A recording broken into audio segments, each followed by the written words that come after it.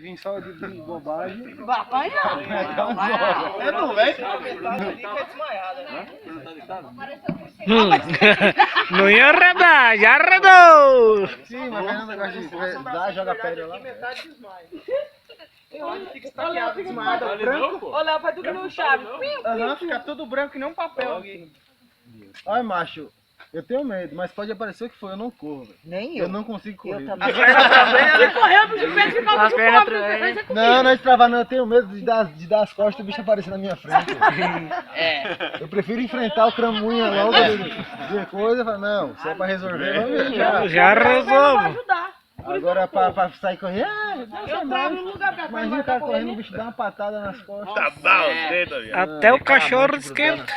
Olha lá. É, mano. Consegue correr, cara. Você vai correndo ali, você vai tipo, olhando assim, dá de Alô, frente. velho. Deixa o bicho, só vai seguindo o resto de bosta. Só vai- Ué, tá gostando de jogar ali no quentinho? Feijão. Vai pelo cheiro. Lola, deita, nego. Não, Eita, Lola. aí acha que... Agora esquenta.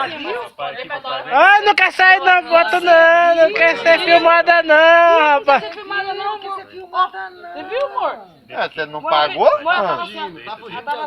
Você não pagou? Você viu, velho?